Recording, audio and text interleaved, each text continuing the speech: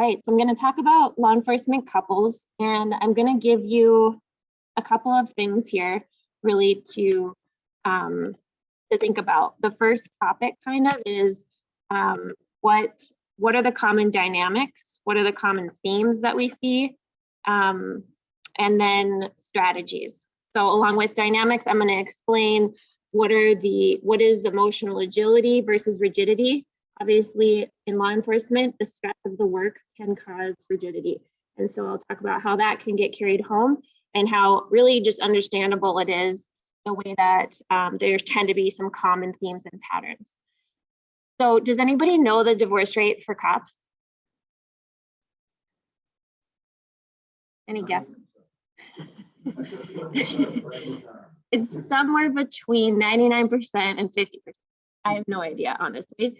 But my point is, and I say this a lot, I'm sure you've heard me say it before, my point in asking that is not like, look at how high it is, because maybe it's only 50%. I see really conflicting numbers depending on your source. But my question is, because you're all really mentally strong, why is it 50%? Like, why is it the same as the general population? And there's a good reason for that. It's because of the stress of the job. And it's because you weren't given the information you and your partner needed at the outset. So that's what I'm trying to help work against today. Of all of the cops we've seen, I want to share with you, I want to boil it all down. I love doing that. I'm a big nerd in that way. I want to boil it all down to the most common stuff that goes wrong and what you can do about it and why it goes wrong. All right, so let's talk about it specifically, law enforcement. So some of the things about family life and having a strong connection at home is that it's a protective factor. I'm sure you've all heard from us about the resilience factors, most important being your sleep, then exercise, movement, nutrition, and then it's feeling supported. So whether you feel supported at work or not is somewhat out of your control, but at home, having good connections and strong support, you have 50% of the control in that scenario in your relationship. And we'll talk a lot of details about that. It can also be a way to help calm your system. So with chronic hypervigilance is cortisol, which is what kills you too soon. It shortens your life, but what counteracts adrenaline and cortisol is oxytocin. So when you connect with somebody you care about and you have a reciprocal relationship, that oxytocin helps calm your stress response. Having close family ties helps you keep a balanced life, not lopsided too much towards work. And then it provides you with a sense of hopefully feeling understood and supported no matter what happens at work. And then there's the benefit of experiencing normalcy or being able to see the world through the eyes of people who aren't in law enforcement, people who have the luxury and ability to be naive and not have seen the worst of humanity. And so there's some value to that as well. And then being able to have a shared vision with someone for the future that you're both working towards can help with your strong sense of purpose too. So here's some relationship statistics. Fewer than 10% of couples who divorce ever talked to a therapist.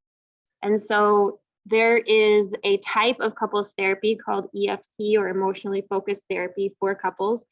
And it has success rates in the 70s, 70% plus success rate. So it's well worth giving it a try if you work with somebody who really knows what they're doing. Also, if you wait until it's crisis mode and there's already divorce being discussed or almost decided on, it's going to be a lot harder to come back from than if you go sooner rather than later. These are the things that strong connected relationships lead to: greater health, wealth, resilience, longevity, faster recovery from illness, and then your children are more successful as well. All right, let's talk about something easy to start with. What are some good ways to ruin a relationship? Good ways, easy ways, quick ways, long ways. Yeah, lack of communication. Don't talk about what's going on for you, what's hard for you, your feelings, any of that. Definitely. Takes a little longer to end it that way, but it usually will. What else?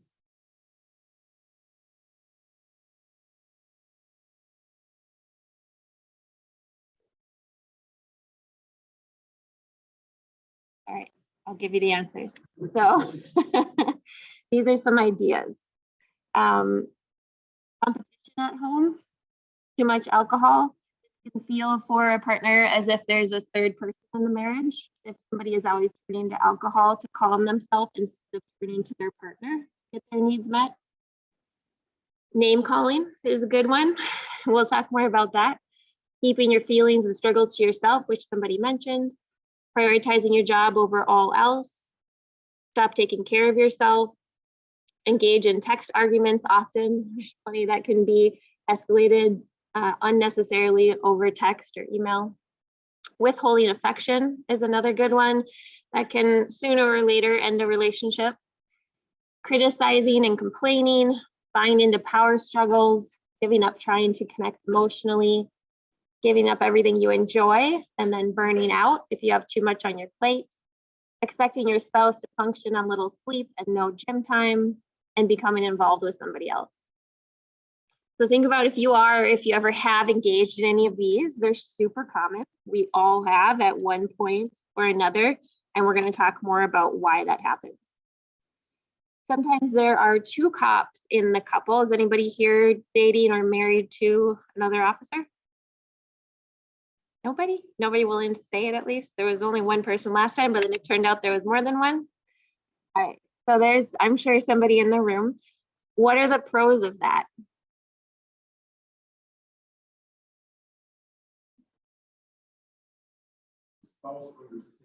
Yeah, you definitely always have the relatability piece. There's lots of things to understand about law enforcement, and you would just kind of get it for sure. What might be a con? Yeah, somebody said it really well that it's two alphas sometimes can either be magically strong relationship or terribly disastrous. I think that's a good way of putting it. These are the most common issues that we see in law enforcement. So we work with about 45 agencies right now, and we do a couple thousand sessions a year. And I can tell you that it all boils down to this right here. So by far, the most common ones are, I don't get enough physical affection / sex, but not necessarily sex. And then on the other hand, I don't feel like I'm listened to and I'm not connected with emotionally. And of course, those have an interplay. Often men want to connect physically in order to feel close, and often women want to feel close emotionally in order to connect physically. So once that gets going, that can often be a pretty strong snowball effect. Nothing I do seems like enough. I think of this as if your relationship has a piggy bank and you're always either depositing or withdrawing. But if you feel like you're making deposits and it's just falling through the bottom of the piggy bank and not sticking, that's super annoying and stressful, and you can end up feeling like you're never successful, no matter what you do. And so some people quit trying when that's the case. It's often happening because there's some kind of repair that's needed to sort of shore up the bottom of that piggy bank so that the deposits you make actually start to add up. And we'll talk about repairs and apologies as well. I feel like everything that has to be done is left to me, and I'm last on the list of priorities. This is often when you have long shifts and you're working holidays and there's kids involved. This is a common one.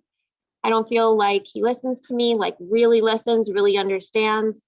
This one, I have a couple of scenarios at the end I can show you, and one of them, it stands out to me so much. I met with somebody not long ago for their check-in, and I had worked with them as a couple, and I was like, how are things going? I'm so curious to hear. And he said, it's great. I have a great marriage now. And I'm like, what changed? Like, what's helped? What's helping? What are you doing? And he said, I just listen. I quit telling her like how to fix everything because it seems obvious to me what she's doing wrong or what she could do differently. But that was just pissing her off. And now I just literally listen and make sure she feels like I understand her. And it turns out that that's all she ever wanted. And it's like the easiest thing ever. So he said, I basically got out of my own way, and now my marriage is really good. We have a lot of affection and we're happy with each other. So that was a nice switch that he made that seemed to help a lot. And I really hear that commonly. He changed and I don't know what happened. And I obviously am using he and she in certain ways, which aren't always the case, but most commonly, and just for convenience, I'm using those genders. This happens when somebody is at the start of their career and they weren't given the information they needed to know why the person is being changed by law enforcement. So why has the profession changed this person, or they don't even realize that it is law enforcement that changed their person, and they're taking it personally and feeling like this person has kind of checked out from the marriage, when in reality, they're just overloaded and are kind of staying in work mode and bringing that home. And I'll talk more about that. Ultimately, what is being asked here in all of these kind of concerns and worries and struggles is, how much does your person love you, right? It isn't ultimately what everybody wants from feeling heard, from physical affection, from being given gifts, whatever it is, acts of service. All of those things are what help each other feel loved. And so when there are complaints and criticisms, usually what's underneath that is, hey, I'm feeling disconnected. I'm not feeling as loved as I'd like to. So we'll break that down too. But first, let's back up and talk about stress. We're going to talk about, why does law enforcement specifically take such a toll on relationships, when otherwise normally I think you could have a 99% stay married rate and a 5% divorce rate. It's because of stress. So generally, stress is a good thing. You need it. We wouldn't get out of bed in the morning if we didn't have any level of stress. You would have no motivation to get out of bed. In fact, people with severe depression have imbalances in their adrenaline, which is part of why they have trouble getting out of bed. Healthy stress enhances our immune system. If you're getting sick, to actually boost your adrenaline slightly, not too much to overwhelm you, but slightly, will boost your immune system and help you fight off whatever it is you're fighting. But too much stress for too long, of course, is the toxic part. So there's a book called Why Zebras Don't Get Ulcers, and very nerdy people like me read stuff like that. And what it does is it explains, why do humans get PTSD, ulcers, heart disease, chronic ailments because of stress, when other mammals like dogs and zebras don't. And so zebras have life or death scenarios they get in, right? They have to try to survive when they're being chased by a predator. And so what's happening while a zebra is under that massive amount of stress? What's like actually happening in those moments? What are they doing? It's a super easy question. Running, they're exercising, right? So while they're stressed, they're burning off those chemicals. And then after they live to talk about it, because they outran the lion or however that worked, then what do? Yeah, they, like dogs do, like a full body shake. It like clears out the stress chemicals after they've been fighting or wrestling, right? They step back and take a full body shake, clear that out. They rehydrate, lap up some water, and then they take a nap in the shade, under a tree or something. So I would propose that after every stressful call, you all could go for a run, lap up some water, take a nap. But that's not possible. So you just have to go do the next thing. And you're potentially never getting to just clear out those stress chemicals, and they just sit there and build up and stay with you. And then you bring them wherever you go in your life. You bring the same nervous system home from work that you just had at work. And then that's what your family is feeling from you. So the brain is the command center of our entire body, and it's always managing resources. So water, glucose, salt, all those things, always having to manage that stuff. And the way that it does that is it learns to predict. The way that it learns what to predict is based on what it's experienced.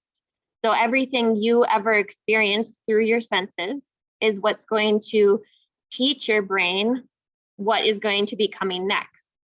So all day at work and in all the training that you do, you are trained very well to be in a mode where you can always take action or be in fight mode. You can't be flight or freeze, right? That wouldn't be safe. So you're very well trained to have a stress response that allows you to take action and be assertive, have a command presence, even use force, even deadly force when needed. and legitimately be in scenarios pretty regularly where that's a real risk. And so what your brain learns is that that happens continually over and over and over. And so it's going to continually happen over and over. And so for efficiency, your brain figures, hey, I know I have another shift, whether it's tomorrow or in 5 days, let's just stay stressed. That's going to be more efficient. Let's just stay stressed because then we're already ready for those next stressors that we know are coming.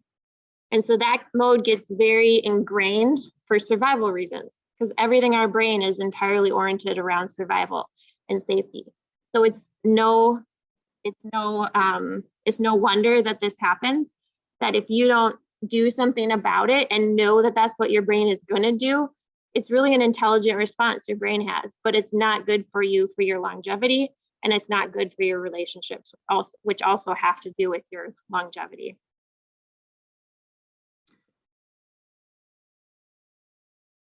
So your stress response system is always going to look like fight, flight, or freeze. What I'm talking about today is your nervous system, which is 3 parts. It's made up of your brain, your spinal cord, and your nerves. And so anytime you ever feel stress, it's going to look like fight, flight, or freeze. So if you are looking on your phone and reading something very stressful, you're going to have a response that increases your adrenaline, and it's going to feel like you either want to fight, which doesn't mean throw punches necessarily. It just means be able to take action, be assertive, move towards the threat, do something about it, essentially. Or flight, like I just want to get away from this, or freeze, which is like shut down. So for good reason, you all have to be able to be in fight mode. When you get so burned out from chronic stress that you can't stay in fight mode, that gets dangerous. So flight or freeze mode, of course, is going to put you, your partners, others in danger. Hesitation is what I worry about the most. And so being able to stay in fight mode is super important. And so understandably, when you are removing yourself from work and traveling maybe 5 minutes or maybe half an hour or however long it is for you to get home to the front door, you're very likely bringing that stress response with you. The chemicals for stress are probably still high in your body, and you're very well programmed for taking action fight mode, for being able to do something about what stresses you. So it can cause you to bring home an operating mode that doesn't necessarily apply in that environment. Home is supposed to be chaotic, but at work, chaos gets people killed, right? And so if you have little kids and it stresses you out and there's a lot of sensory input and noise and chaos, that's understandable because your brain has been trained and knows like that's not doable. We can't have this. It's got to change so that you don't, so that your safety isn't at risk, and so that at home you don't feel overwhelmed. But you can't really change that about little kids. So it's this agility that I'm talking about. So there's 3 areas of operation. There's street mode, station mode, and home mode. There is no other job that requires these 3 modes from somebody. There is nothing like it. There's no harder job, not to this extent. And so I would also suggest that street mode and home mode are opposite ends of a spectrum, like complete opposites.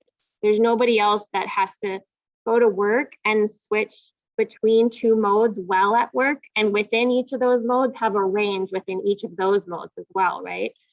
So most people can have however they function at home and maybe even stay in that operating mode when they go to work, or maybe slightly adjust it given whatever job they have.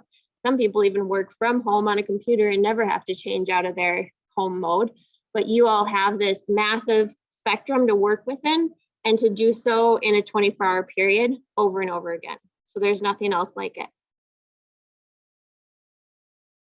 These are, of course, some of the exposures that you have that are what wire your brain to stay in this work mode. You're always going to err on the side of doing whatever is safer. Everything we ever do revolves around safety. And so safety and survival. So when these are the things you see and experience, and you are in charge of taking action and moving towards, I just can't say enough how understandable it is when you can get kind of stuck in that. The more your stress stacks up with this container analogy, the harder it is to switch out of that street mode and into home mode. The more stressed we get, the more rigid we get. The more relaxed we are, the more agile we are. So kind of like the opposite of disease is ease.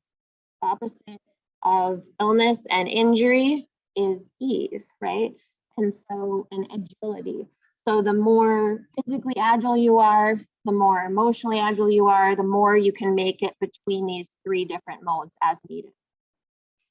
So if you keep an eye on how much is stacked up there with your stress response, you can have much more control over your emotions and your nervous system and be able to be in that operating mode that you want to be in, the one that's appropriate for the environment you're in.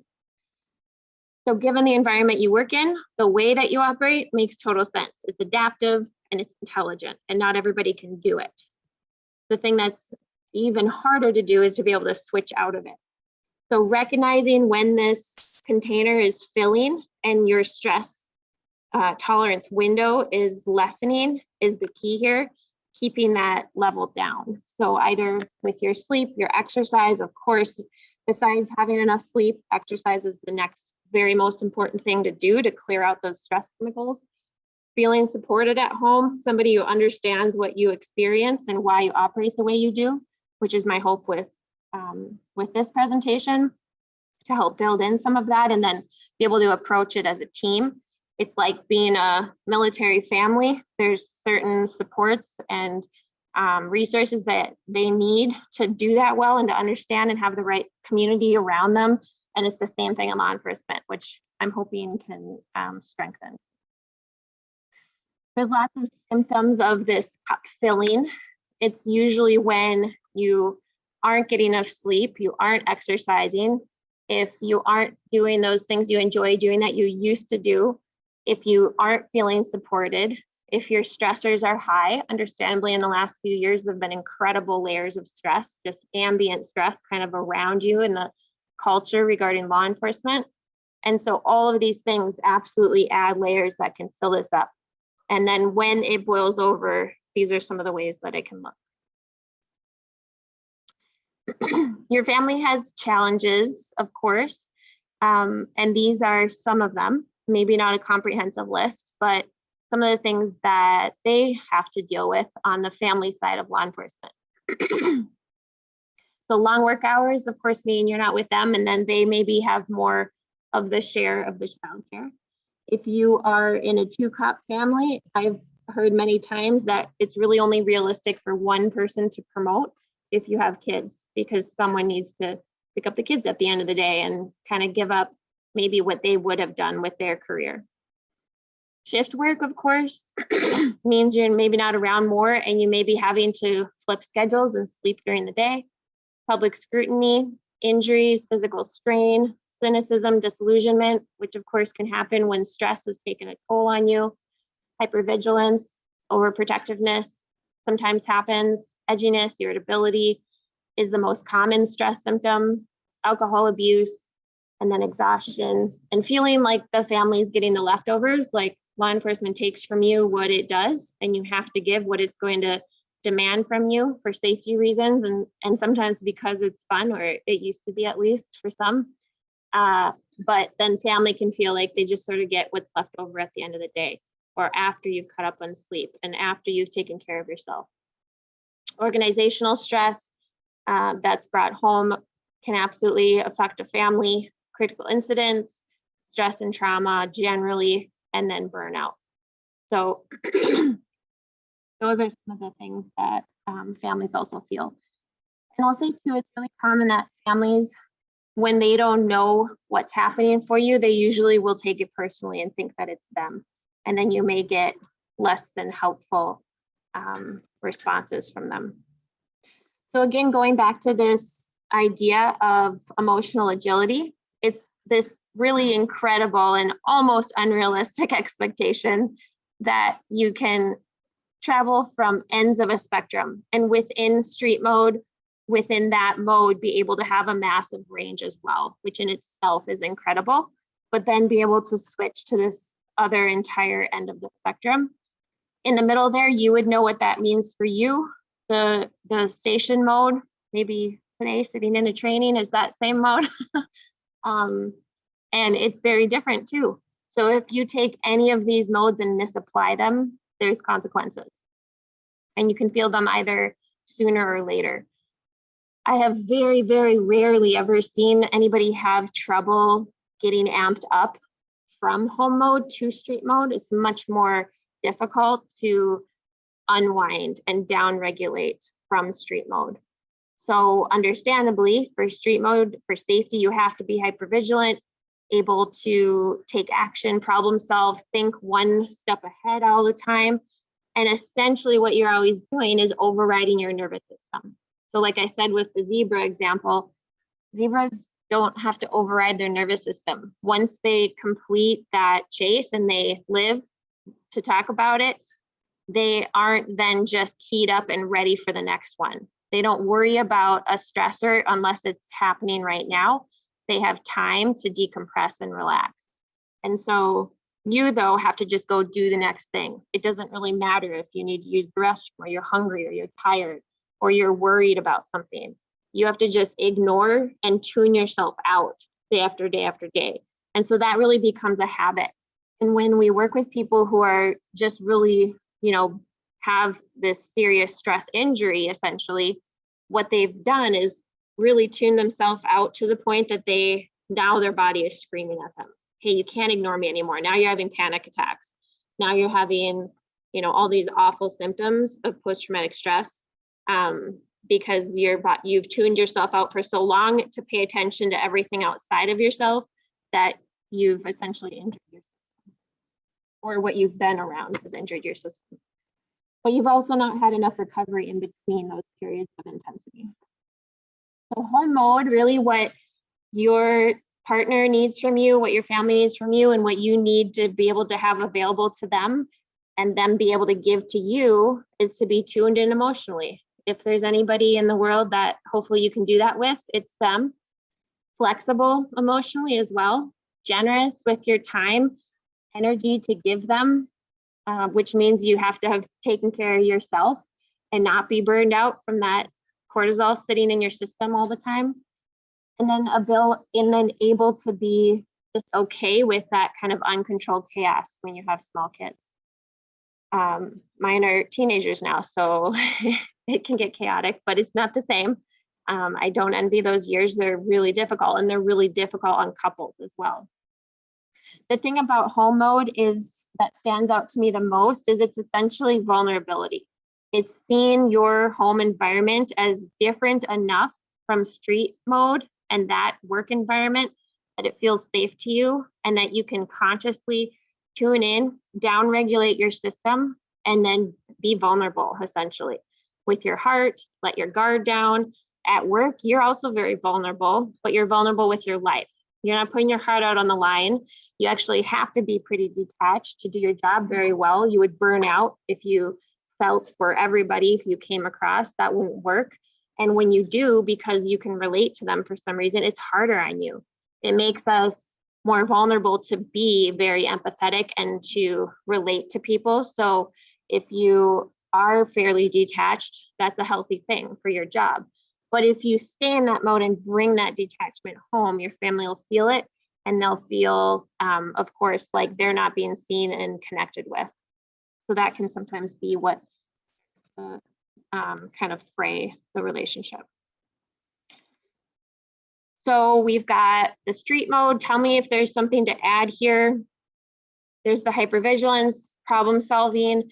You've really got to be efficient at your job because there's probably plenty of calls stacked up waiting for you for when you can finish and get out of there. And then there's dopamine. So just the anticipation of something that feels purposeful to you or exciting or satisfying.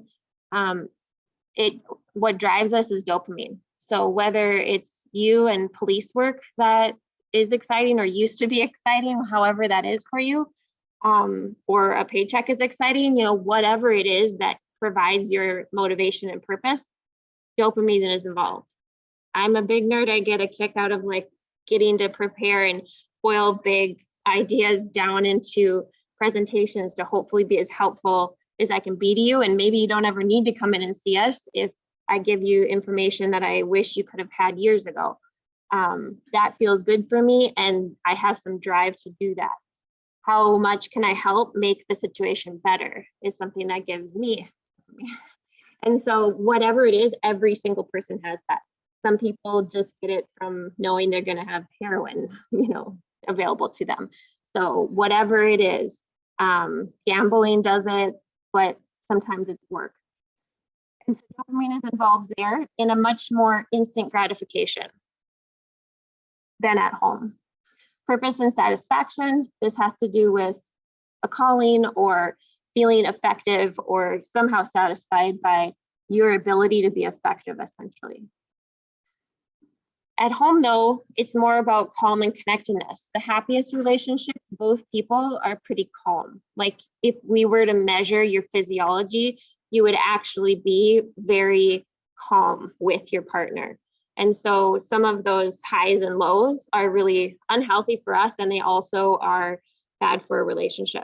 So the ability to go with the flow and be flexible, give generously with your energy, be tuned in instead of detached. You can see how a lot of these are just absolute opposites. Content with just the predictability and routine of personal life. And especially if you have kids, they just thrive on that. I mean, all humans do, but kids really need it to be healthy.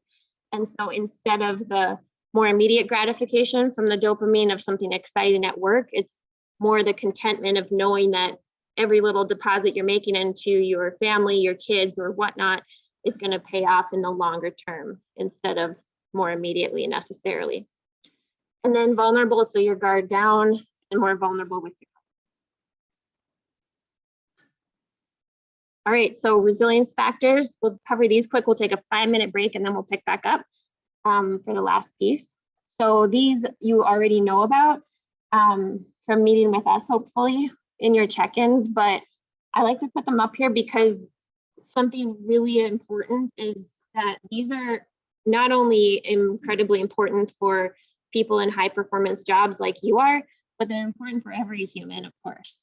And so they're critical though for you. So if as a partnership, you and your person can team up to make sure that the scenario is set up so that you can both get what you need in these areas, that's going to be best case.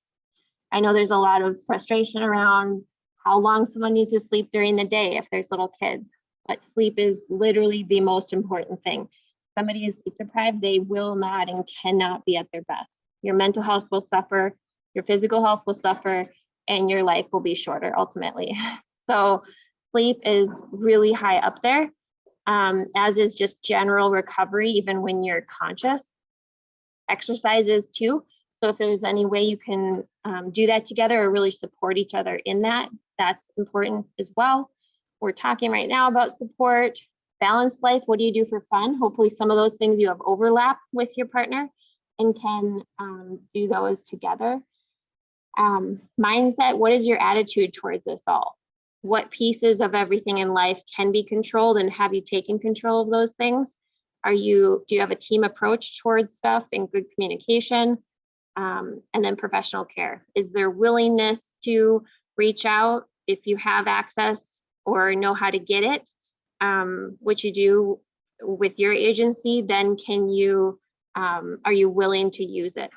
So in any area that you aren't an expert in, it's nice to be able to ask for help in those areas. Of course, traditionally there's been stigma about that, but I always think, and especially for a couple, what's the worst that could happen? It's not going well. It's not going to make it worse, but it really might help a lot. So any questions at this point? All right, let's do just a 5-minute break, and then we'll come back and get into the dirty piece of the grit of it.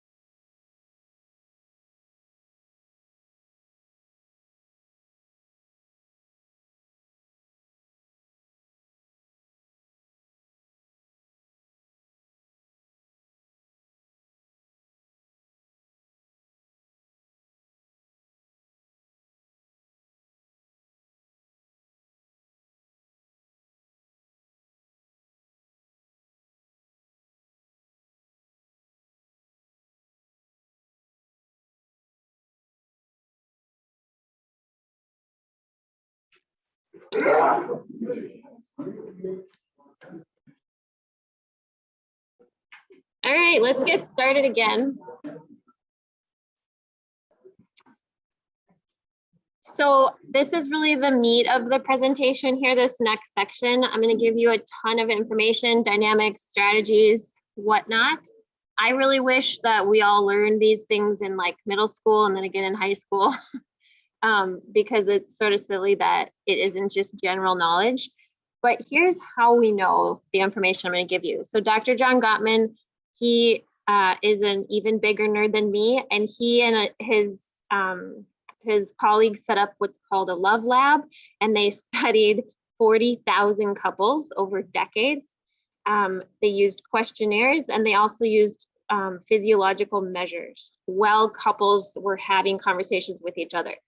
So he got to the point where he could determine within 3 minutes of listening to a couple argue if they were going to get a divorce or not. He could determine that with 93% accuracy.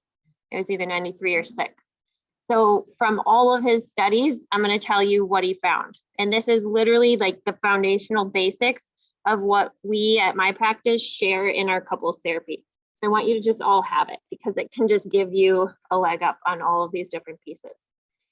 So also a study needs to be replicable, right, for it to be valid. And all of these outcomes were replicated 6 times in different studies. So it really does all boil down to these things. So these are the most common relationship dynamics. The way that a tense conversation starts up determines the outcome of a relationship. That's what he was able to determine.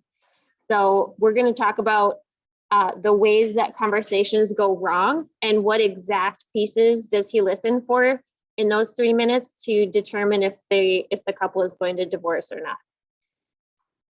There's this other common dynamic that emotional but opposite equals will couple up. And I'll explain what that means. It essentially means that you're very likely coupled up with someone who is very similar to you in a lot of ways, but operates in some opposite ways, which can either complement or be a disaster. And we'll talk about that. And then the other really common dynamic that often gets missed and is a really big opportunity that gets missed is called bids. And so I'll explain what those are. The first thing I want to do is explain this attachment type to you. So this is one of those dynamics. And I always give this information to couples and they usually are like nodding like, oh my God, that's us. So relationships, each person in a relationship has either an avoidant, a secure, or an anxious attachment type. And so somebody who is anxiously attached is going to be more reactive and a little more needy, right? A little higher maintenance, might want more connection, is really searching for security and wanting to calm their system down by connecting with their partner. Someone who's more avoidant is going to be more reserved, maybe more emotionally reserved, maybe a little more distant, might get overwhelmed by somebody who is really wanting to connect more than you're comfortable with. And they may need more time to kind of chill out a little bit before they can really feel securely connected with somebody. They may be slower to trust, all these different things. So what happens is people tend to couple up when you are equally avoidant or anxious. So avoidant people don't couple up with other avoidant people because you would just avoid each other. Anxious people don't couple up with anxious people because you would just annoy each other. And so secure people will couple up either with other secure people or with an anxious or an avoidant person. So if you tend to be very avoidant, it's very likely you'll be drawn to someone who tends to be very anxious. And that's because ultimately you balance each other out if you can appreciate the positives of either side of that equation. So best case though, most secure people are married and stay married. But if somebody gets divorced and ends up coupling up with someone who's more anxious or avoidant, they do usually couple up fairly quickly, and then they can usually manage those avoidant or anxious tendencies because they are so secure with themselves. So on the avoidance side, this would be somebody who is less likely to want to talk about challenges or problems, less likely to want to share about how they're doing, how they're feeling, maybe gets overwhelmed easily by the needs of their partner. And then the more anxious person is going to be kind of triggered by that and will often get louder and louder and louder until they feel heard. Kind of like with a kid, humans need attention so much that even negative attention is better than no attention. So sometimes someone who's anxious, who isn't feeling connected, will get critical or demeaning or do anything really to get the more reserved person's attention, because no attention is worse than bad attention. The positive on either side there is that the anxious person really can be the glue that holds the relationship together. Because again, two avoiding people don't couple up, they would just avoid each other. So sometimes the anxious person is expressing more secure traits to try to connect and keep that glue of the relationship holding. On the other hand, the avoidant person, the benefit to that style is that you're better at self-soothing and just taking care of yourself. You may not need to use your partner in order to calm down your system. Someone more anxious could really learn from that, right? And do a little more of that so that they don't need their more reserved partner as much, which can overwhelm them. So there's positives on both sides. And when that can be recognized, it's a really good thing. I think of it, and I don't usually say this to anxious people because it can be taken the wrong way, but it's sort of like an avoidant person might be sort of like think they live on an island, and an anxious person may try to use others as a scratching post for their emotions. So it's not the most flattering explanation, but we also in our culture tend to value independence and, you know, every man for himself type attitude. And so it's more socially acceptable to be avoidant than to be anxious. People sometimes think maybe something's weak or odd about me if I'm anxious. And that's of course not the case. You actually have more secure traits than an avoidant person. An anxious person is more likely to, it's easier for an anxious person to couple up with a secure person than it is for an avoidant person to find lasting love. So there's really positives about both sides. And reasons why that dynamic will come into play. I mentioned that these two slides kind of play with each other. So I mentioned what Dr. Gottman listens for in those 3 minutes of arguing, and I gave you a handout on it. It's called the 4 Horsemen. And so these are the things that he listens for in those arguments. He listens for criticism, contempt, defensiveness, and stonewalling. So criticism is like, you suck, basically. And it's essentially, each of these are a need in disguise. So if you have a need, think to yourself, am I trying to express my needs in these dysfunctional ways, right? So if someone is critical of you and telling you you suck at this or that, it's likely that they actually just don't have some need met and they haven't boiled down what they're feeling to be able to ask you for what they need. So contempt is the worst of the 4. Contempt is the one that he says if it's present, he can guarantee your relationship is going to end. Contempt is condescension, it's eye rolling, it's looking down on someone, name calling. Criticism and contempt can be fairly close together, but contempt is the worst. It's sort of like thinking you're better than your partner and a real loss of respect, which usually means the relationship is over. Defensiveness is, of course, perceiving an attack and then trying to insulate yourself and push the person further away. Maybe by throwing something back at them, some criticism back at them, to deflect or, try to explain how what the conclusion they're coming to is wrong or anything like that. It's essentially a perceived attack and then trying to push them further away so that they can't hurt your feelings anymore. And then stonewalling, this would be like shutting down, leaving the room, slamming the door, driving away with no idea for your partner of when you're going to return, if ever, to work through whatever is being discussed. So stonewalling isn't all bad. It's actually most commonly used on the avoidance side here. Often defensiveness and avoidance happens together and stonewalling and avoidance happens together, it can be a positive if your goal is to try not to allow any more damage to be done to the relationship. But that's different, right? If you say, hey, I feel like we're hurting each other's feelings, we're not at our best right now, let's take a minute. I know I need like 20 minutes or 2 hours. Can we return to this at that time? That's super healthy, right? That's not actually stonewalling. That's just like having good boundaries and wanting to calm your system down before you re-engage in that conversation. But stonewalling, of course, can be taken too far and kind of thrown in the face of somebody who is feeling anxious and really wanting to connect on something. Stonewalling makes an anxious person much more anxious. And so it can really inflame the situation. The best thing is to, even if you can't super nicely say it, just say, I can't talk about this right now, but we will, and then follow through and come back to it and give the amount of time that you need before you can talk about it again. That's the most respectful way to still get the time you need and the space to calm down, but then let the person know out of just respect, because it's going to make them more anxious when they can count on getting to it. Criticism tends to be common with more anxious types.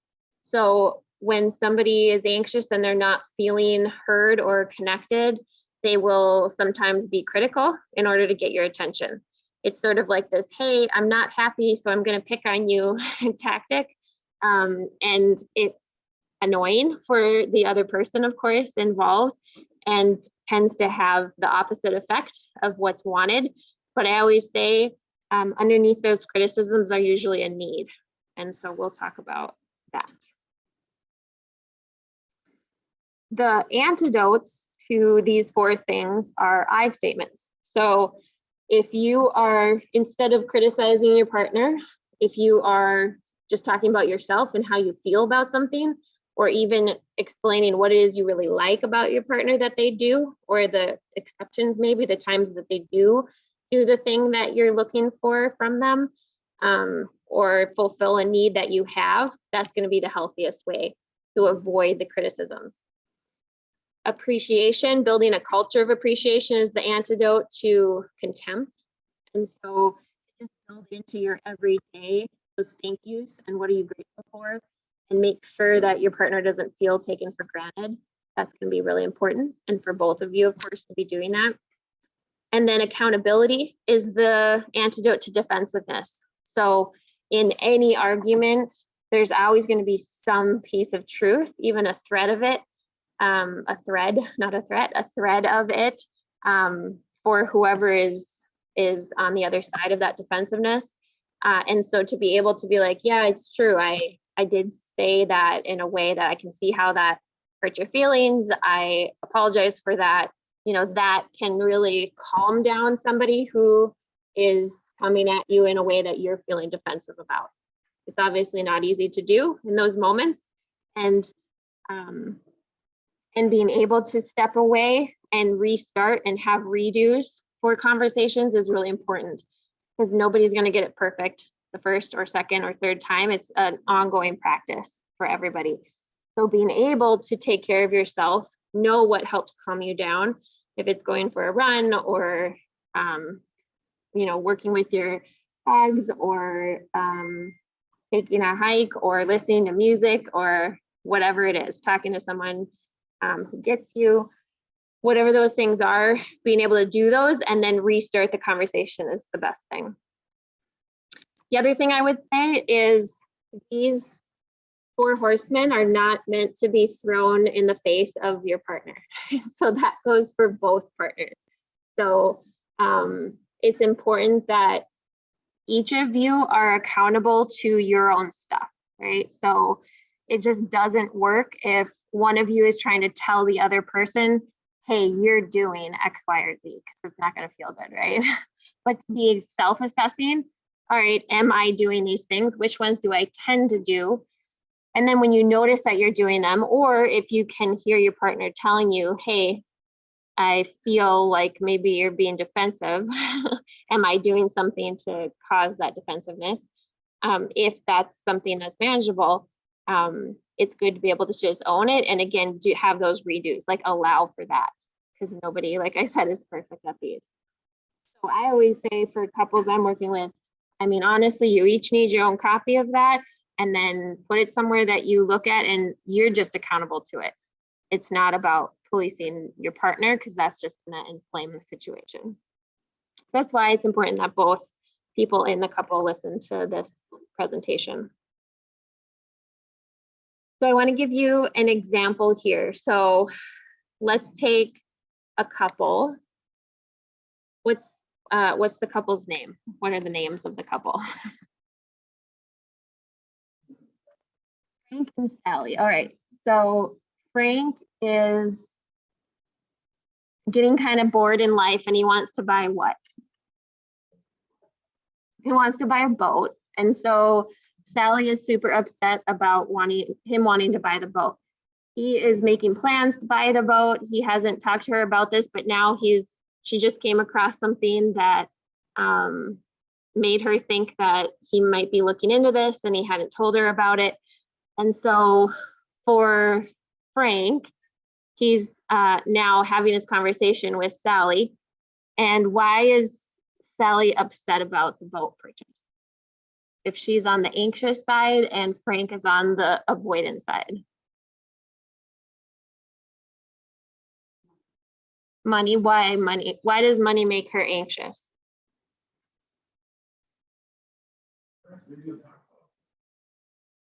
Frank's been talking about it. Say that again? Oh, he spends a lot. Okay. So he didn't talk to her about it. Yeah. Right. They're opposite in that way. She's the saver and he's the spender. And so as far as attachment goes, as far as their bond and their connectedness goes, why might Sally be upset about the boat idea? He didn't include her in the communication. And unless they're millionaires somehow, she might also be worried that this boat is a threat to their connection. That's almost always what it is for an anxious type. Everything they're going to see and scan for is a threat to the connection. So for an anxious person, they feel threatened by a possible lack of connection. So maybe she doesn't like boats, and so that means he's going to spend a lot of time without her. Maybe if he buys the boat, then they don't have money to take that trip that she had been looking forward to doing with him to spend time with him. And so that's all valid, right? And maybe for Frank, where might he be coming from on this attachment spectrum with the way he's been handling this?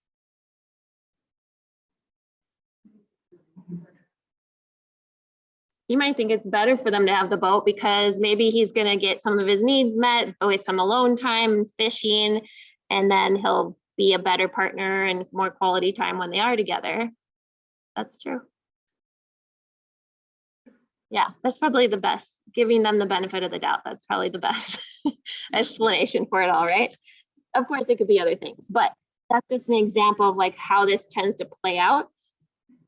Even if a couple is ultimately secure, under a lot of pressure, couples will fall to one side or the other, and that is what causes conflict. So some couples sail through pressure and awful stuff in a really secure way, but those who are strained by it, even if they're ultimately secure, will go to one side or the other, and that's the dynamic you can kind of pick up on.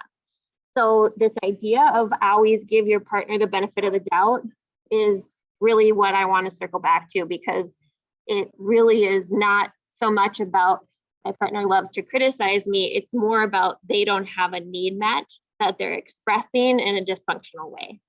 And so if Sally could say to Frank, hey, I feel hurt that you didn't talk to me about this, and now I'm nervous that I won't get to spend as much time with you because you'll be on the boat by yourself, that's different than what you did what and criticizing his spending habits or whatever else it is. So most conflict boils down to those things. So I mentioned you have this piggy bank in your relationship.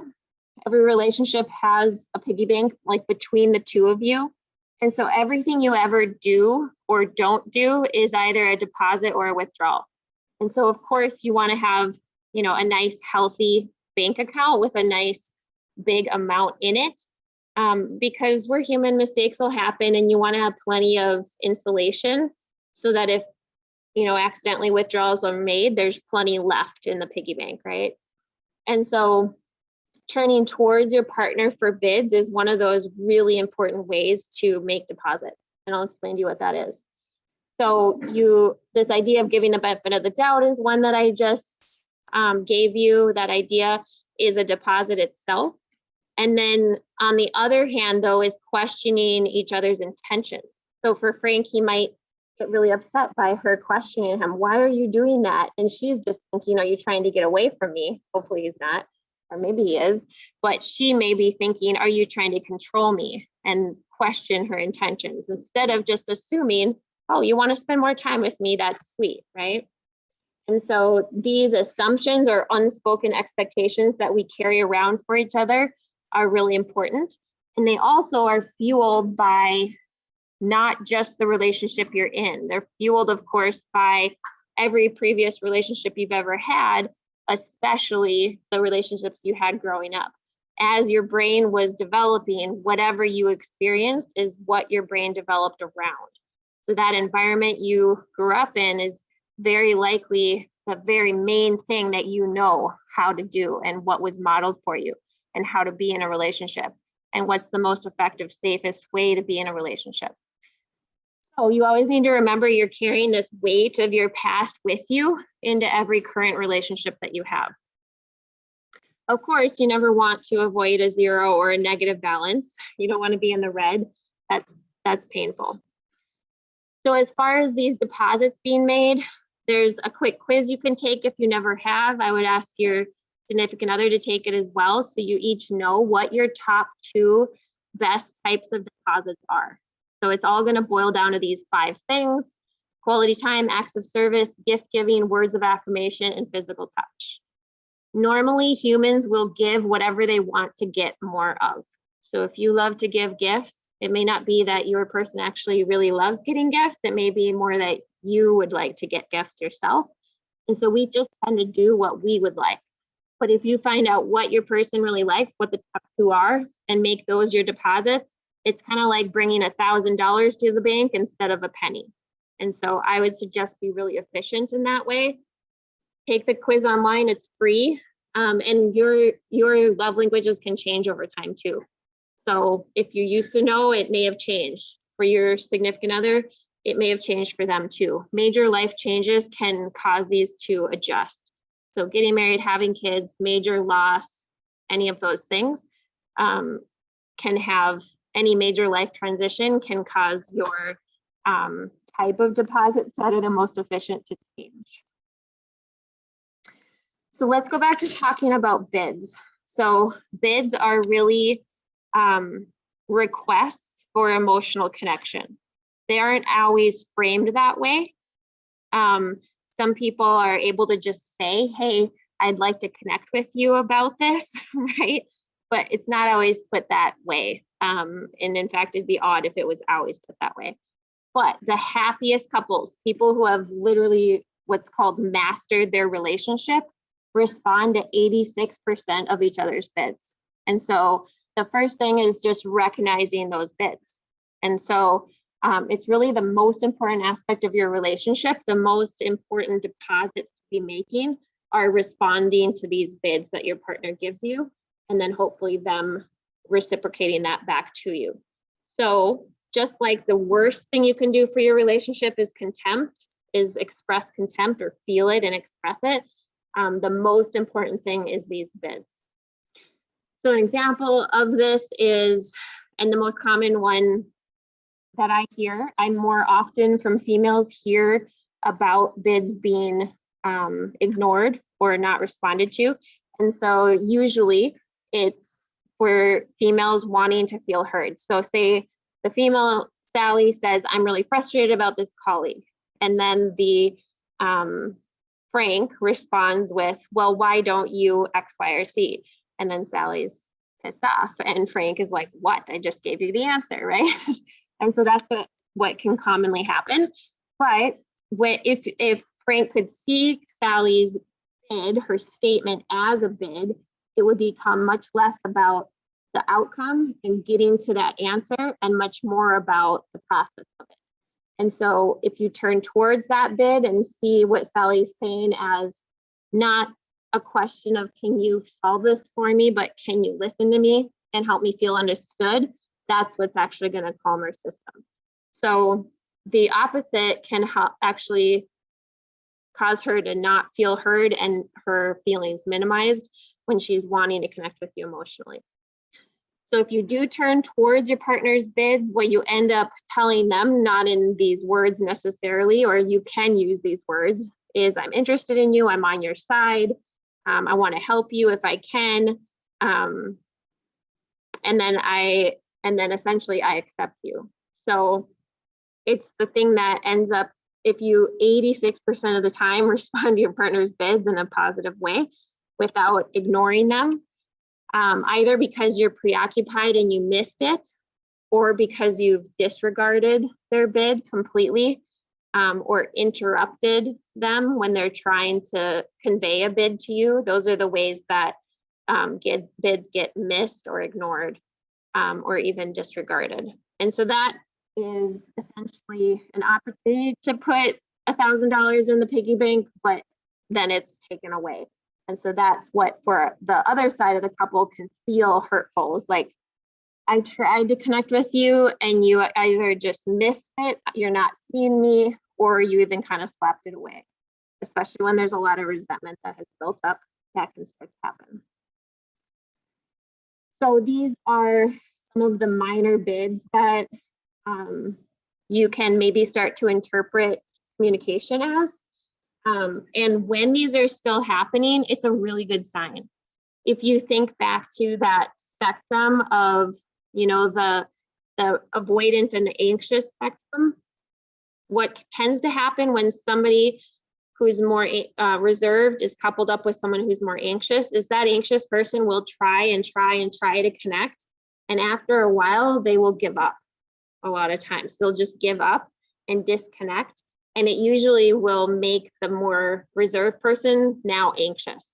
And they'll think, hold on, you're not being the glue anymore. Where did you go? But once they've given up, it's really hard to get it back. And so if you are still getting these bids from your partner, it's really important to start responding to them, because if you don't, that's really where the relationship erodes. And sometimes it's unrecoverable. So these are often what's being said by these kids. If you are walking down that main street in Stillwater with your person and you're like, hey, check out that sports car, that's the one I've been looking at, and your person is just like on their phone completely missing it, that's different, right? Then like, oh yeah, tell me about that, right? Like engaging and responding to that bid shows you're interested. It's sharing something that's important to you. It essentially just leads to a moment of connection. And so that showing that interest and recognizing the bid and responding to it is really what builds a relationship to be very strong. So laughing at your jokes when you're funny is a response to a bid. Helping each other relax through physical touch, like any of those things are going to be deposits into the bank account that you can call those bids. If you tend to be a fixer, which of course many people are, it's very understandable. You're like, whoa, you have a very obvious problem that I know how to fix. You could just start by asking, is this one of those times where I should just listen, or do you want solution ideas? And then you can know which way to go. Or if you at least ask your significant other, when you bring things up to me about how your day went or something you're being challenged with, do I tend to try to fix it instead of listen? And just have a conversation about your conversations. I know it's weird, but there's so many just unspoken expectations and rules within relationships that if you just started talking about those, you would get along a lot better, because you would understand better what you each would like to get out of it. All right, so, of course, active listening, you do this all the time. It's actually just about listening in order to understand is the main thing that calms down your partner. If you're talking about something, it's the same thing in the therapy world. If a client is talking to us and we just jump to, well, I have your solution, here it is. You're going to be like, what the hell? How do you think you know about my life and what to do, right? So allowing someone to come to their own solutions is much more rapport building and trust building than jumping to just assuming you know it all and trying to tell them what to do. Summarizing their points, demonstrating understanding is important. And then sometimes, like I said, sometimes your piggy bank has a hole in the bottom. And so whatever you're trying to deposit in is just falling through. And how incredibly frustrating is that? Because you're trying and you're not feeling successful. And that can be the other way that people give up. So Frank might be more reserved, but he still probably does a lot that he may feel doesn't get seen or acknowledged. And so sometimes that needs to be talked about, and Sally needs to understand what it is that he's actually doing, because she's not recognizing it. It's not as obvious necessarily as someone who's louder and maybe more critical as far as them wanting to connect. But it also can happen because there's a repair that needs to be made. And so I'll talk about how to make a really solid apology. So I've had couples come in who have experienced something difficult between the two of them and maybe sort of said that they're sorry, but it's not past them. And so to really be able to move past it, this is the best chance you have at providing a super solid apology. So there's 3 parts to it. The first one is acknowledging that what you did hurt them and that you understand why. So if Frank were to say, Sally, I get it now. This is what happened. I didn't communicate with you about what I was thinking. You would have loved to share in that with me, talk to me about it. That would have been something we could have connected about. I was, worried, but I can see now I didn't need to be, hopefully, that this wouldn't be an option for me. But I can see that leaving you out of this was hard on you. I'm sorry that I did that. And then in the future, I'm going to make sure to talk to you about, big purchases that I'm thinking about making. And so, if that's the scenario between them, that would be a really solid apology. Giving it time to sink in is important because you won't always get an immediate result, even if you give a really solid apology. But those are the 3 parts to it.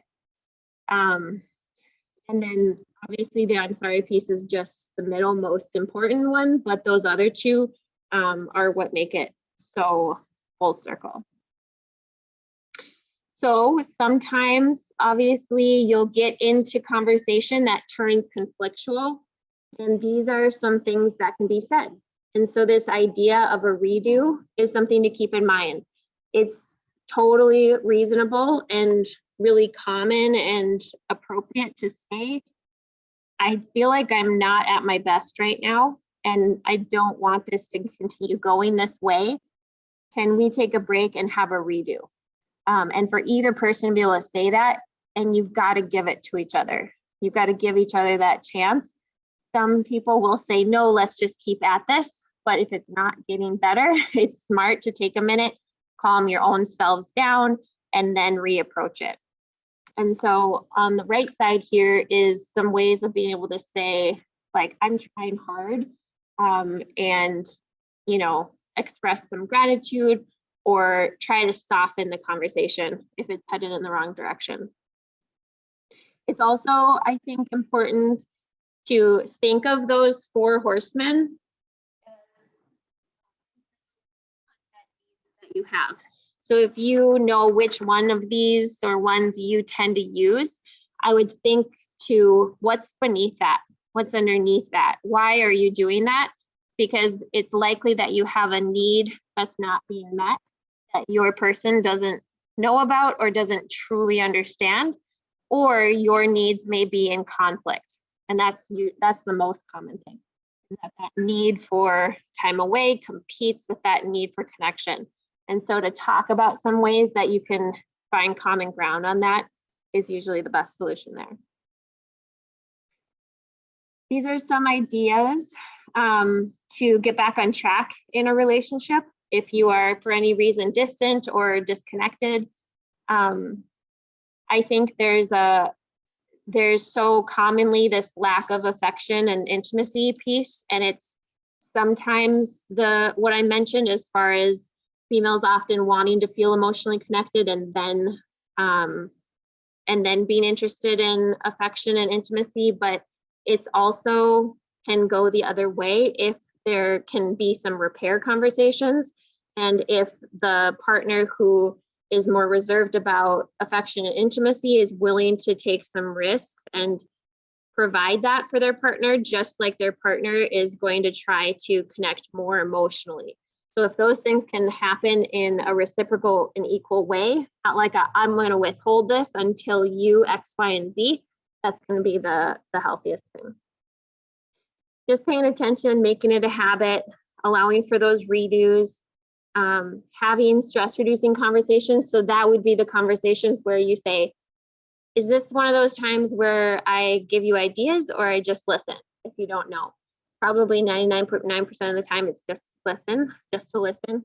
And that's, what a good friend does too. So any really solid relationship is based on a solid friendship. These are ideas of ways to turn towards each other. And again, more ideas on those deposits that are made. I think of it kind of like how we automatically deposit into our retirement accounts, right? We don't even see it, it just goes in there. And behind the scenes, it stacks up and it multiplies. It isn't automatic in our relationships. Like the video said at the start of my presentation, it's not immediate gratification. It's all kinds of little investments over time that build that account up over time. And it takes both of you. So that being said, there are a lot of times that I'm working with one person individually and helping them with their relationship. And if their relationship is terrible and on the rocks, they actually have 50% control of improving it, right? So a 50% improvement is a lot in anything, right? And so there are plenty of times where even if you're the only one who sees an issue and wants to put the work in right now, there can still be a huge noticeable difference, even if only one person of the couple is going to be making changes. I don't know what the relationship journal idea is. That's Gottman's idea, but if you do that and find it helpful, let me know. All right, so these are two, obviously I changed the identifying information, but these are two case examples.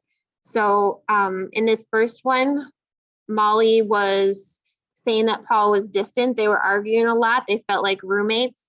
Paul was working a night shift and Molly was feeling like she had to do everything. And then when they did talk, it was arguments, and she used that phrase that really seems to annoy cops, is you're treating me like a suspect.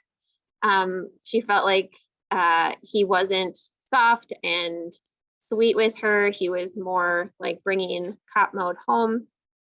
And so this one was the one I told you about, the guy I saw recently who said, yeah, I actually just started listening, just completely listening. And then the complaints about the sleep and everything else went away, like you're sleeping too much, all that went away because it actually came down to just not feeling connected enough. And so they didn't need more time, they just needed better quality time, it turned out. And so that helped there. And then Jake and Sarah, this couple has young kids, new to law enforcement, and Sarah didn't have the info that she needed for why Jake was going to change because of law enforcement. And so there was a lot of criticism in this one. And this just kind of highlights that idea of asking for what you need instead of disguising your needs as either criticism or contempt or defensiveness or stonewalling. And if you do tend to get defensive, which is really common, the best way to deal with that is to say, I'm feeling defensive, or can you phrase that to me in a different way because I'm having trouble hearing it in a way that isn't defensive. And so working on not having stressful conversations until you're feeling at your best and being able to present what you need or what you need to communicate in the best way that you can. So there are relationship masters and relationship disasters. And this is the difference between the two. So it's essentially just the opposite of each other, and I'll let you read through that. Really starting with owning your own stuff. And I like to say, are you truly a person that you would want to be partnered up with? Would you feel lucky to be partnered up with yourself if you could imagine doing that? And so if you can't truly say, yes, I truly am the best partner that I can be, then you probably have some things to work on. And so we all do. I doubt many of us in this room are like, yes, I'm at my absolute best in my relationship. If you are, that's awesome.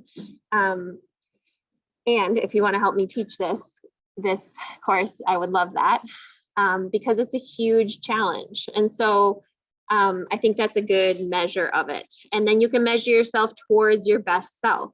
Now, if you are each at your best and it's still not working, sometimes there's legitimately a good reason for divorce. I'm working with somebody who he and his partner are legitimately working hard, and they have such opposite needs that they both seem to potentially need to sacrifice too much of themselves in order to stay together and be happy. And so that it really may come down to that, but they're very thoughtfully and consciously maybe coming to that conclusion. And that's a good way to do it, because there aren't going to be regrets, and there won't be somebody leaving with a big F you as they walk out the door. So that's a really healthy way to do it. Be curious and not critical. Ask her what you need instead of using the 4 horsemen.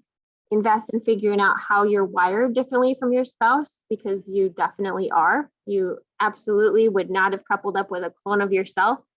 And it's very possible that what bothers you about your spouse has something to do with a previous relationship that really hurt you. So whether that was a former spouse, a former girlfriend or boyfriend, or a parent in childhood, we are sadly and strangely tend to be drawn to couple up with someone who will repeat past patterns in order to provide us with an opportunity for healing. So we do some of our healing through relationships.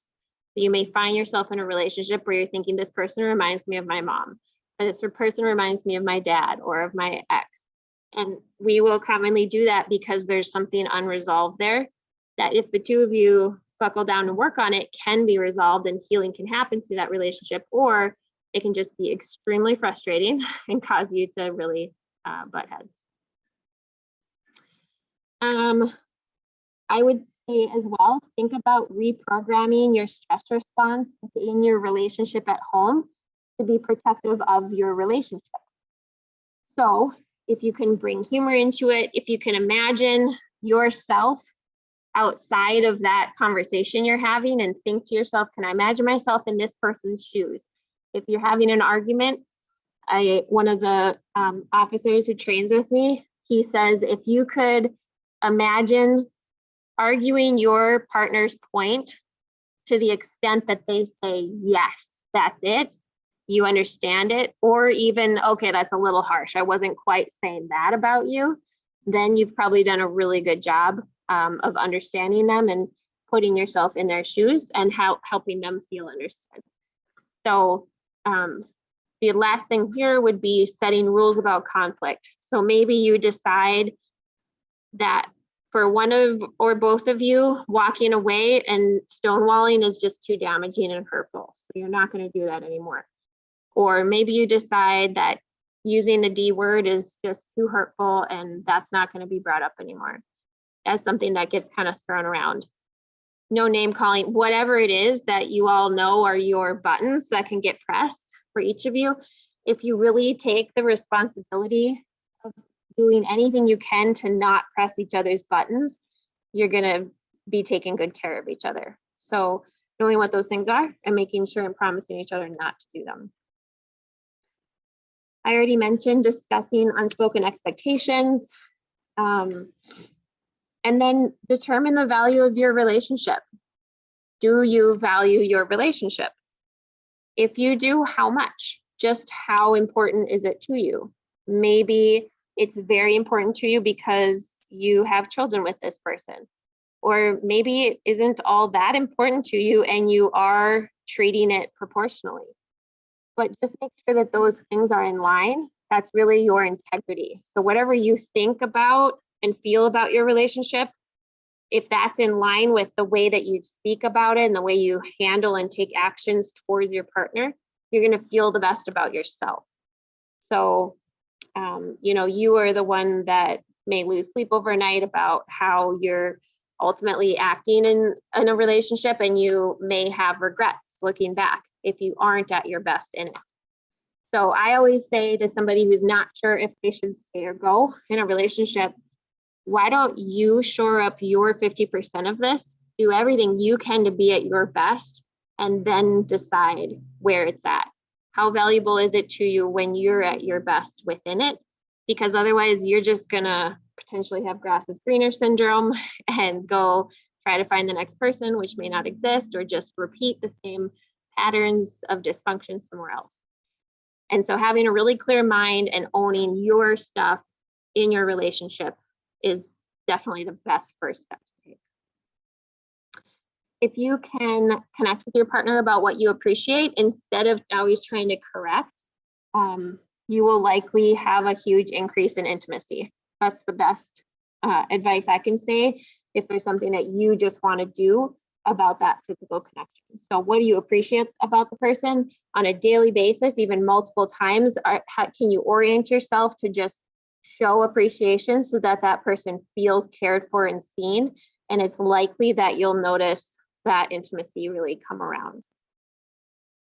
And then find ways to invest in your relationship automatically. It may not be on your to-do list every day, but I'm sure you have a long to-do list, and add it onto your to-do list. It's not going to take care of itself. And in fact, if you think it will, that is what will start to deteriorate it. And then go to therapy as a couple if you want help. You can see one of us, me, Carly, and Nicole, see couples. You can do that with your sessions. You can come in as a couple and you have 6 sessions a year for that, or just reach out and we'll send you a list of couples specialists who we refer to and that we've heard really good things from the law enforcement officers that we've sent to them. These are the ingredients essentially of the happiest relationships. So I mentioned earlier about the physiological aspects of relationships. And in those 3 minutes, when Dr. Gottman was studying couples, one of the things that he measured was heart rate and blood pressure. And so in really happy relationships, those people had a low heart rate and low blood pressure. This meant that they were more cooperative with each other, they felt more secure with each other, and they found each other as a source of calming and security. And so trust is present if your physiology is calm, which leads to intimacy. And the opposite, of course, is true as well. So it can be hard to not bring the stress of the day home, but this is the research exactly why it can disrupt and ruin relationships. So having something that you do in between work and connectedness time is the best advice I can give you. What can you do, whether it's clearing those stress chemicals out with exercise, doing some mindfulness, listening to music, going for a walk, like whatever it is that helps set down the stress of the day, physically calms your body, and then allows you to actually connect with your partner is the important thing. The formula for positive and negative interactions is the happiest couples have 5 times more positive connections than negative ones. So if there is a negative one, make sure to offset that with positives. So it's not 15 to 1, it's not 100 to 1, it's 5 to 1. That's not terrible and undoable, right?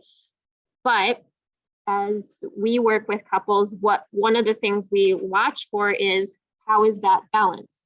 And when we get to the point of we're having a lot more positive interactions than negative, that's how we watch. Are we making progress here? And so look for that measuring your relationships as well. And then the last piece is how to recognize if couples therapy would help.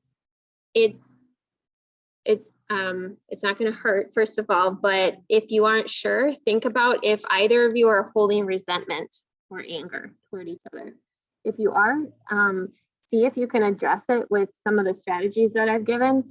It's very possible that with what you have now, and especially if you listen to this together later, you're going to be able to overcome whatever has happened that you're struggling with.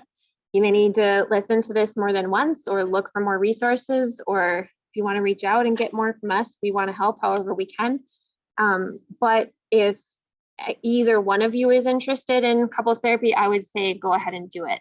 I've talked to a lot of officers who say that their partner had asked and they were like dismissive of it and then wished that they had gone because it's a bid. It's really like, hey, I'm hurting. Can we get some help? And if that's ignored or dismissed, it can be another bigger hurt. It's vulnerable to ask for that kind of support.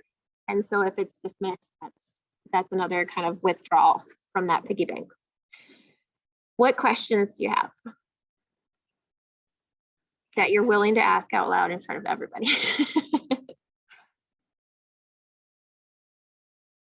All right, I hope that was helpful to you. Like I said, this will be available as a link that'll get emailed out to all of you.